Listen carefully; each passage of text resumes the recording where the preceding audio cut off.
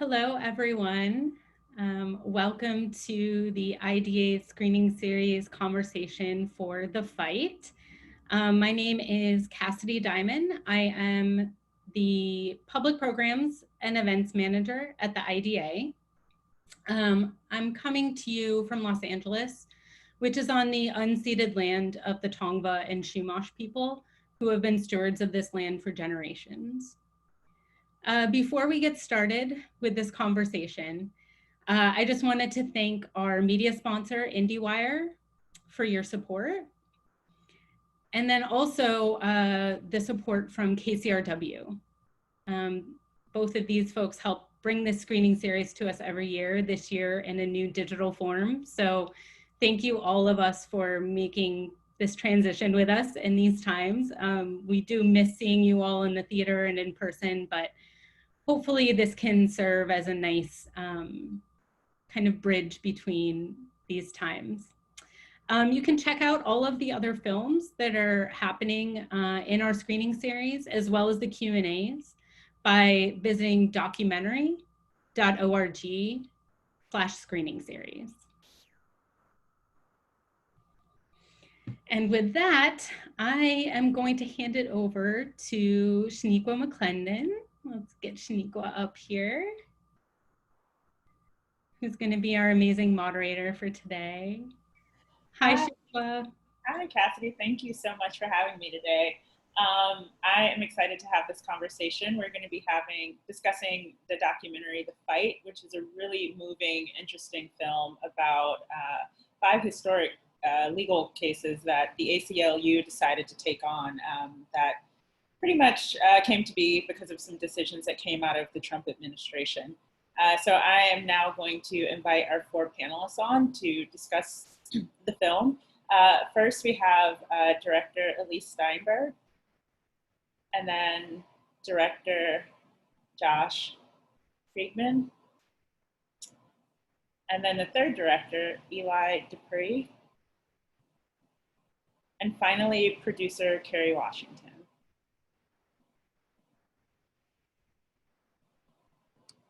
Awesome. Well, first, I just want to thank each of you. I saw The Fight a while ago, and I watched it again today just because I knew I would be chatting with you all. And just like last time, I started crying because it's a really powerful film. And I think especially now with everything going on, it was a reminder that, despite all of the craziness, that there are good people who are fighting for us and that they sometimes win. And that has a huge impact on all of us. So just thank you for that. And so now we can kind of just jump into the film. So the film opens with coverage of Trump's travel ban from Muslim countries. And, when I was watching it, the first thing I remembered was how I felt when that actually happened. And it was a reminder that all of the things that Donald Trump campaigned on, they weren't just hollow campaign promises. He was actually going to work to implement those things. And so I wanted to know, from each of you, and we can start off with Elise, just personally, what was it like to experience that moment? Not as filmmakers, but just as people, citizens who live in the United States. And then after that happened, how did you know that there was a larger story there that needed to be told through this film? Hi, thank you. Thank you for that. I think the whole country there, during Donald Trump's campaign, he was saying things, and was he going to make some of his statements policy? And I think that when it was 7 days into his inauguration, when he said he was going to do a Muslim ban, it just felt very destabilizing. I think I felt as if I didn't know, what would happen with our democracy. And it felt, unsettling, scary. And so I think that night that happened, I joined the protesters that were happening on the steps of the Brooklyn courthouse. And I know people were going to airports, and I just felt that we had to have our voices heard. We had to be out there. And then when ACLU attorney Lee Gelernt, when he emerged having won that stay, it felt like this big David versus Goliath moment. Like, okay, the courts have stopped this. Maybe, this is going to be a major battle, and sometimes we can win this battle. And I felt that at that moment, as a filmmaker, I wanted to be there. I wanted to be with Lee and with the lawyers at the ACLU in this fight. It felt like this is going to be one of those big, epic civil rights battles that happened in the 60s, that my mother as a litigator, she was involved in. It just felt like I wanted to do it. I wanted to be there, and that I wanted our team to come along with me, come along with this idea and document this. Yeah, and what happened is the next, so Elise was on the steps, and then the next day she came into the office. She actually came barreling into the office and practically broke down the door. And Eli and I were there, and she went straight to, we had a whiteboard with ideas for future projects. And we were, in the aftermath of Trump's election, just trying to figure out like, what is next for us as filmmakers and as citizens, like, what are we going to do here in this moment? And Elise erased everything, all of our ideas, and wrote The Fight. And said, we have to get inside the ACLU and we have to tell the story of the ACLU versus Trump in this moment. And it was one of those moments as filmmakers where we kind of looked at each other and it was just clear as day. Yes, that's what we have to do. And we just knew that this was going to be our next project. We knew that this is where we wanted to be. Yeah, I just to chime in, what really lit us up is not only did this feel like a huge and important story, but we were on our heels, I think, a little bit that night. We were in the fetal position, and these attorneys are heroes. They're out there fighting, and we knew that. Frankly, it was a lot more fun for us to be with them on the front lines and watching them punch back, I guess, against these assaults on civil liberties, than it was sort of like licking our wounds and being cowed by the trouble that was coming. And frankly, the last 3 years have been a lot more inspiring, I think, for us and fun than it could have otherwise been without these subjects and without this movie to make. And Carrie, what got you just interested in the work that the ACLU was doing and wanting to be part of this film? Thank you, Shaniqua, for doing this. I've been aware of the ACLU for a long time. I've worked with the ACLU throughout the years in Los Angeles and national. They'd given me an award in the past, which I thought was not deserved, but was grateful for. And I was always really amazed by the organization and how little acknowledgement they get in culture for how much culture they defend. I guess, really, I just got lucky in that I was watching this movement happen. I was in Los Angeles, and like a lot of us, when the Muslim ban was enacted, I knew that this was the first big attack. And I was, making phone calls and posting on social media, but I felt like, oh, what am I able to do right now from where I am? I can donate to the ACLU, but like, what can I do? And when I watched Lee exit those doors and I watched the crowd chanting ACLU, I just thought, like, who is on the ground with these real life Avengers? Like, who is following them around and documenting this super heroic work that they're going to be doing every single day for the next 4 years? And when I made some phone calls to try to figure out who that was, I found out it was like the best documentary filmmakers in the game, that they had the same idea. I was huge fans of this team based on Wiener, and just thought, oh man, like, if there's anything I can do to help get this project made, I want to be of service to these extraordinary filmmakers. Yeah. Josh, you mentioned, Elise comes in, she wipes off the board, and writes down the fight, and you knew that you had to get in there and but get in there and see what the ACLU was doing. A lot of times people don't get to see what lawyers do behind closed doors, especially lawyers who are spending a lot of time in front of the Supreme Court handling really sensitive cases. So what was that process like, and why do you think they ultimately let you all follow them? Yeah, I mean, it was definitely a process. It was, it took some time. It's a building full of lawyers, and we went to them actually through Lee, who was able to introduce us, and we initially sat down and we pitched them on our vision for the type of filmmaking that we like to do. It's verite, all access, on the ground filmmaking, where we really want to have access to everything. So this is what we pitched them. We want to be in every meeting. We want to be in strategy sessions. We want to be in meetings with clients. We want to be in the hallways. We want to be at home with you guys, right? So we sort of made this pitch, and initially they said, that's a wonderful vision. We really love it. And there's no way we will ever let you into the ACLU with cameras to just film like that. And so we sort of considered that to be sort of kind of a good start to the conversation. And then it continued. I mean, it was a lot of conversations of sort of helping them to understand who we are, our style of filmmaking, who we are as people, our vision.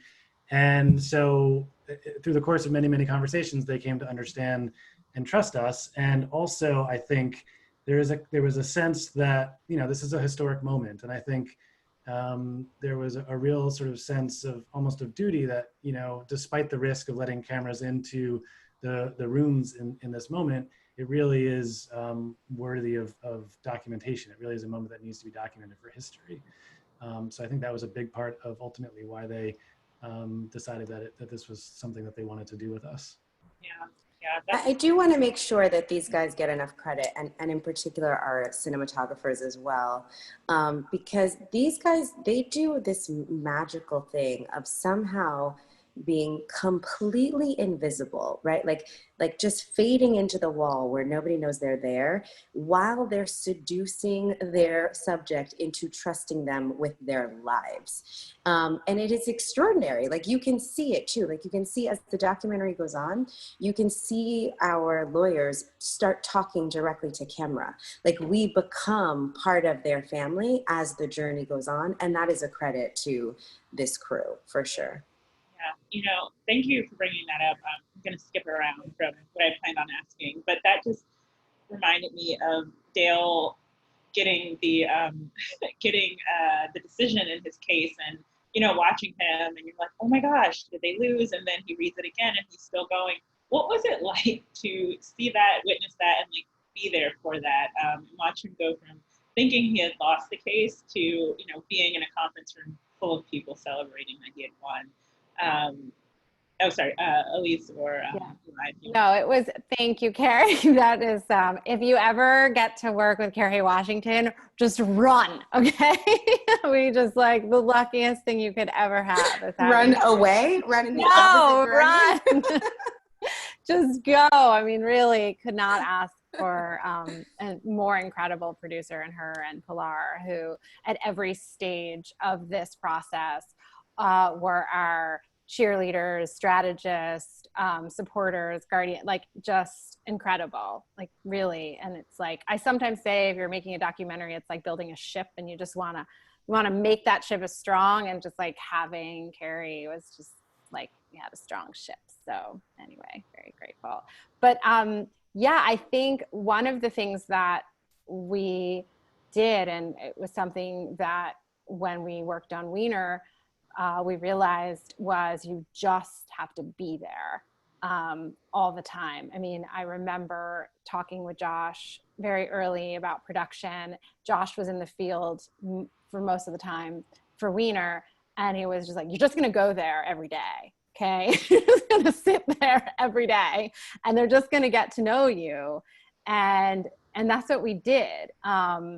And I think in the beginning, it was myself and our cinematographer, Sean, and then we had a co-producer, Maya, and we were just around and just became a part of a friendship develops, a relationship develops, a trust develops. And with Dale, what you don't know is we were following him for about 4 months on another case that developed. So Dale, when the Supreme Court case came along, we had already been filming with him very intensely for almost 2 years. So by the time the Supreme Court case, which he actually was hesitant to let us film because he thought he was going to lose. And the other case that we were following, he's like, I know I'm going to win this one. I don't know if I want you to follow me around for the census case, which I probably am going to lose, and not going to make me look so good. But he was like, but we put in the time to that he felt a sense of trust, and so that when the moment comes, when it's, you know, when it's that really important moment, when we're going to be with you the night before, he says, okay, I'm okay with you there. You're not going to interrupt my process. You're a part of this. You're invested in this. You've been putting in the time to tell this story. And so it's just about, you know, being there. And that's what we did here. Yeah. Eli, what was it? You know, I can't get over, I know all of us were watching in the news as all of these cases were coming through. But what was it like to actually be in the room as history was made? I know everyone's mentioned these decisions were historic, and just even the cases in themselves. But what was it like to kind of know that you had put this story together and that it will likely be something that people continue to watch well into the future to understand this, you know, crazy time period we're in? Well, the shoots I was on were a lot of Lee arguing for the family separation, and it doesn't feel like that moment where you break through the wall. I just felt the weight of the world on this man's shoulders. I mean, he's been grinding and grinding against this travesty for years, and it's weird to me. It's a very strange thing to sit in a hotel room with this guy who's carrying such a heavy weight, and it's just a regular hotel room with a lousy bedspread and some corporate art on the wall and a TV remote, and realize that he's got to go out there and if he loses, these children remain separated from their children. They keep taking children away from their parents. There's this weird disconnect between how human and he's an everyday guy. They're all everyday guys, and the stakes couldn't be higher. So that, for me, that really was overwhelming at times. Yeah, it didn't feel like, oh my gosh, I'm on the bow of this ship as we're charging towards whatever. It was like, holy cow, this very small room is where this is happening, and just a regular person who has to save the day. Did anyone else want to jump in here? Okay. So we were, you know, the whole film is great, covered the court cases, but something that stuck out to me that I guess I didn't realize, I know it happens to journalists a lot, but I did not think that people were sending hate mail and hate voice messages to ACLU attorneys. You know, Carrie, we can start with you, but I would love to hear from each of you. You know, did you know that already? Were you surprised? And what was your reaction when you actually heard them read those emails and play some of those voice messages? I wasn't surprised because I have had my own much smaller version of that when I spoke at the DNC 8 years ago, and most recently as well. And so I wasn't, like, I know how people like to express their opinions when you try to enact change or defend rights that they don't agree with. But I was really struck by the amount, like how much of it they get. And for me, like, it's easy for me to sort of dip my toe into a world and go back to my day job, but their relationship with this communication, staying open to it, listening to it, not ignoring it, facing it, I don't know, like in some cases embracing it as like, this is the world we live in, and just continuing to charge forward in unbelievable work ethic. I think that's what was so moving to me, you know, that it was not, there was not this need to deny. There was a real commitment to sort of see it and have it fuel you to move forward. Elise, did you have any thoughts on that? Yeah, I mean, I think that, you know, I remember when I first realized that they were getting some voicemails. I think it actually was Lee, working on family separation. He offhanded mentioned that he had been getting some voicemails, and then actually had been talking with the receptionist, who says, "Oh yeah, we get a lot of holiday cards, and we get a lot of hate holiday cards." And there's a whole pile of like, "Merry Christmas, ACLU, you know, we hate you." So Wasn't there something about it being like wheelbarrow? yes, Like, yes, it's yes, so much, it yes, was like really carting it yes, out in wheelbarrows. yes. And it felt like, oh, this is a way to sort of get this element, a part of it. And when I spoke with Chase, he felt like it was so crucial that we talk about the hate, because I think he, more than anyone, receives an unprecedented amount of hate, and it's sometimes very scary for him, and it's very much a part of his work experience. I think Josh, who he works with, says that he does not, I mean, he didn't know the amount of hate mail that Chase got until the movie. So that was pretty important for us. I guess in a more positive light, you also shed light on, well, not all positive, but their personal lives. Some of it, you know, not being able to spend as much time with family, but, you know, why was it important to make sure that we saw, and Josh, I would love for you to jump in here, but why was it important to make sure we saw that they were people? They were not just lawyer robots who go to work every day and just, you know, defend people's human rights, but actually people whose families love and miss them. And even listening to Dale speak to his wife after he had won the case and how excited she was for him. Why did you think it was important for audiences to see that?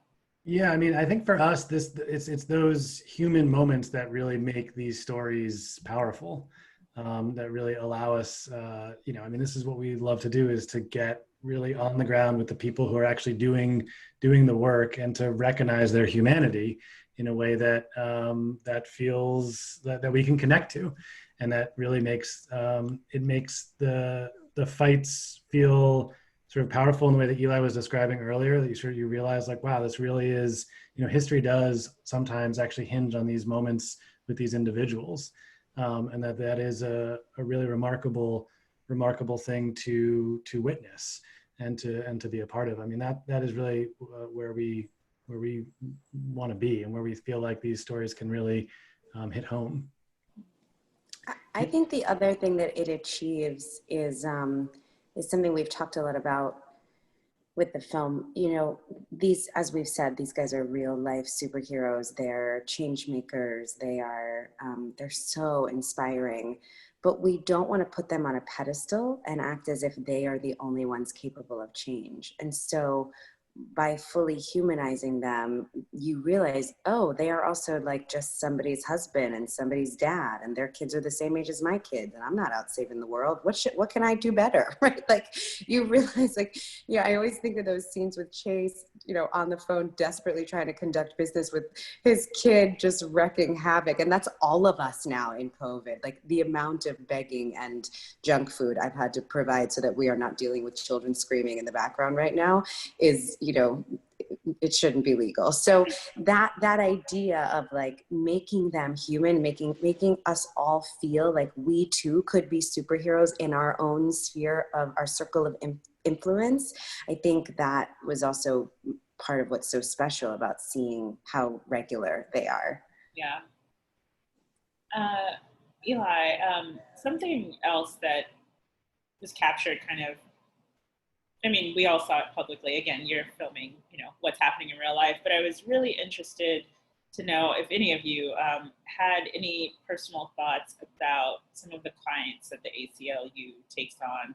We see in the film that they decide to, fight is a strong word, but they decide to defend white supremacists in Charlottesville and help them get a permit for their protest. And a woman died on the second day of their protest, Heather Heyer. And I just wondered what it was like to be among the attorneys at the time. It's not very clear. We only hear from one person explicitly how he felt about the decision to do that. But what it was like to be there, knowing that they were fighting for the things that they always fight for, the right for people to, for people's rights, and in that instance, the First Amendment. But what was it like to see that unfold and turn out the way that it did, and then kind of do some soul searching on how they make those decisions? Yeah, well, I mean, we felt that showing that sort of the soul searching that went on in the wake of Heather Heyer's death and the Nazi alt-right rally in Charlottesville was critical to the movie. And there's I think there's real debate inside the ACLU, as there is in the country, about whether they should be First Amendment absolutists or where to draw the lines. And I think it's a real credit to the institution that they make room in I mean, that they can disagree openly and vigorously about, what is the best use of their resources. In terms of what it was like to be with them, I mean, it hit the ACLU, it hit the attorneys the same way it hit the rest of us in the country. I mean, it was a gut punch. I think Charlottesville, for a lot of us, I felt like, oh my God, I'm not living in the country that I thought I was living in. And I think the ACLU, for them,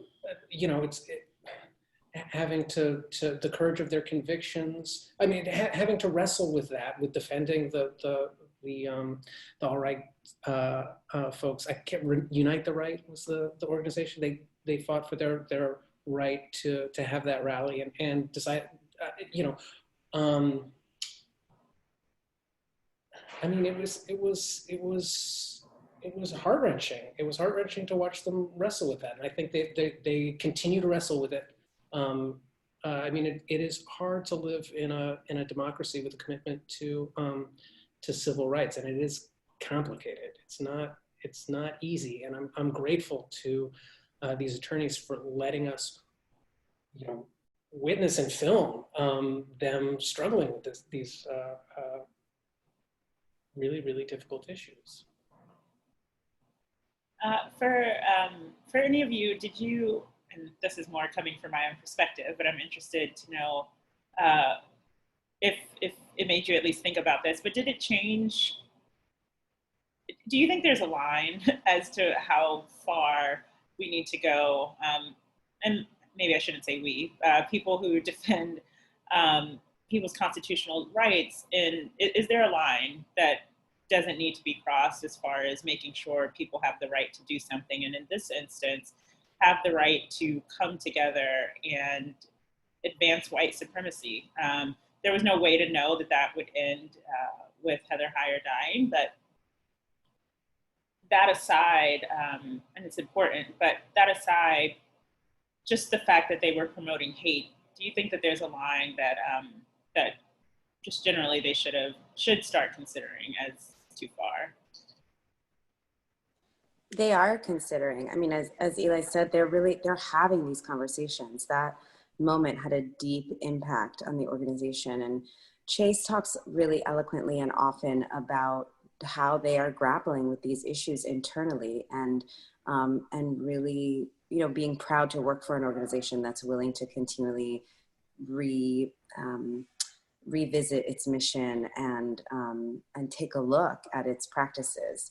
And he also talks a lot about, sort of access to power and how that impacts messaging and who gets to, freedom of expression is wonderful, but not everybody has the same level of freedoms based on power in an environment. So there's a lot at play. They're really grappling with it, and I think grappling with it courageously and digging hard. So we'll see, you know.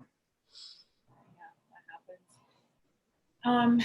So Elise, my next question, you all spent a lot of time within the ACLU, and you know they don't only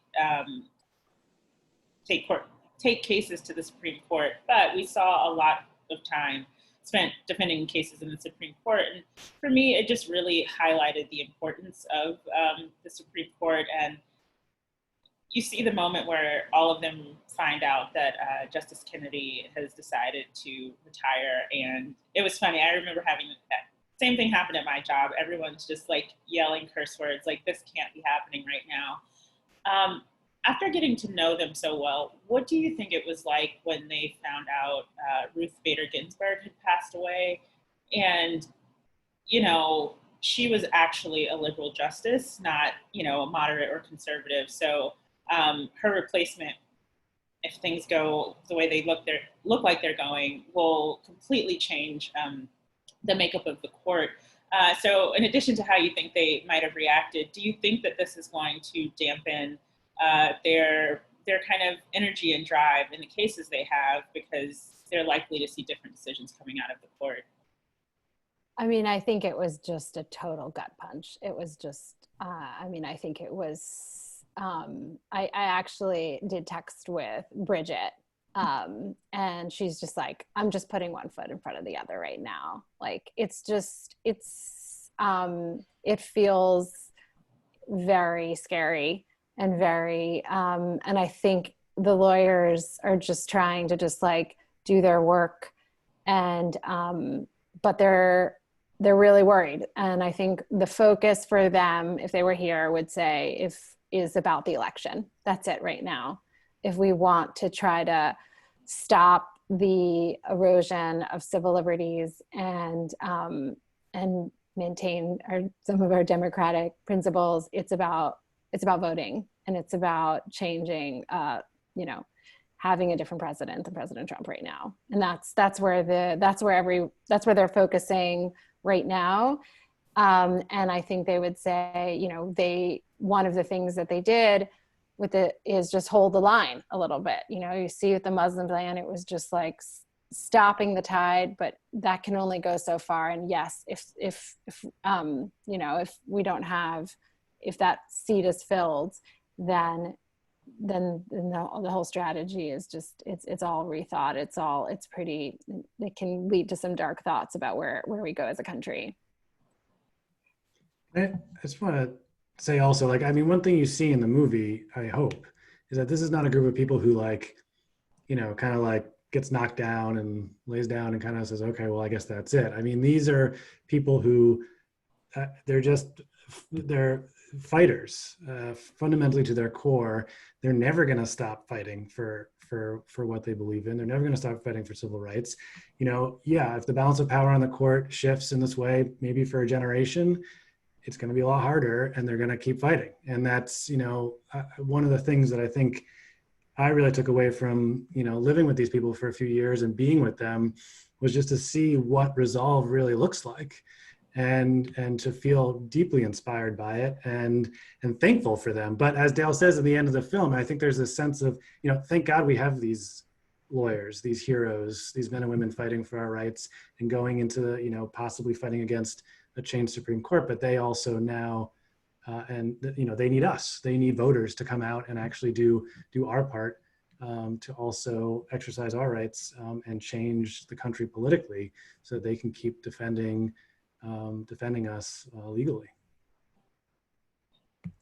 One thing that I also have been thinking about a lot since RGB's passing is that she was one of them, you know, like she started that women's rights office. She was one of them. She was a scrappy ACLU lawyer fighting courts in the fighting cases in the Supreme Court. And I've been thinking, like, who will any of our lawyers have a seat one day? You know, that was also Thurgood Marshall's path. And so like, you know, I also, I know that the journey of the next generation is going to be hard, but I also want to look back and see like Chase be the first trans justice, or to have Dale be the first Asian American justice, right? Like there are all of these lawyers, any of them, we'd be so lucky to have them in the court. And we just have to keep fighting to make that a possibility. Since we are closing in on the end of this, you all have just kind of mentioned this, but just would love to give you the opportunity to just really, maybe in 10 seconds, talk about the importance of this election. You know, these lawyers are superheroes, but voters have power too and can have an impact on everything that's going on. So if you had a couple sentences to say to everyone about the election, what would you say? And maybe we can start with Eli. Sorry. This is mean. I mean, I've got alerts on my phone, how many seconds until the polls open, who I need to call, who I need to march for. I mean, it's the time to do what Dale asked us to do, which is make noise. It's the time, if not now, when? We have 27 days until polls open. So it's time to be energized and go out there and kick some butt.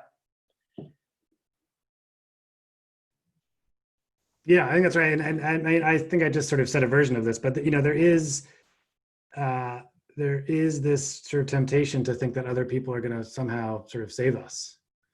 And we need to overcome that. I mean, our hope with this film was that it would be an invitation to feel hope, for people to feel inspired, to feel energized, to spend time with these people fighting, and to recognize in themselves what they can do.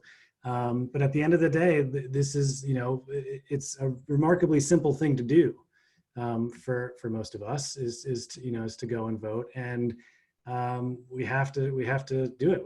We can't expect somehow that, you know, these, you know, that lawyers or any kind of other people sort of out there are going to somehow do it for us. We have to do it ourselves. I would say everything these guys said, amen. I would also say voting is now. Like, we have to stop talking about election day and start talking about election season, for two reasons. Like, the polls are open now in a lot of places, early voting is happening. And also, we may not have an answer on election night. And these very lawyers in our film may be fighting to make sure that every vote is counted. And so I think we need to all really start to think more about like election season, although I keep saying election day too, but I'm trying to force myself to say election season and to say it in conversation with folks so that we really do support the idea that every vote is counted and that we may not have a decision on election night. I think that's very, very important. And that voting is the beginning, right? Like, voting is the minimum. These guys, every one of these lawyers in our film, they vote, and they also choose to be engaged in other forms of civic duty, civic joy, right? Like, they are showing up to create change outside of just voting. And so for all of us, I think what Josh and Eli said this too, like, what else? You know, what else can I do? Can I be a poll worker? Can I volunteer to the polls? Can I text or call 5 family members to make sure that they're registered? Can I volunteer to do text messaging or calls in swing states? Like, what else? It is all hands on deck. Like, nobody else is coming to save us. That is what democracy means. It is the people. And so if we don't show up, other people will speak for us. Elise, did you have anything you wanted to add? Oh no, I mean, what everyone says. Okay. I think everyone said it. Well, I just want to thank all of you again. This has been an amazing conversation and just, again, amazing film. Thank you for making it. I tell people about it all the time because it just moves me every time I see it. So thank you for your work, and hope you have a good day. Thank you, Shaniqua. Thank you so much. Thank you so much. Thank you. Hi, I'm just going to hop back in because Shaniqua, I forgot to properly introduce you to our audience as political director of Crooked Media. So I want everyone that's listened to this amazing conversation just to know your creds, because some people may not be familiar with you, but thank you so much for leading this amazing conversation, and thank you all for joining us. This was absolutely amazing. So thank you. Thank you. Thanks again, Shaniqua. Thank you for having us, Cassidy. Thank you. No problem. Okay. Take care.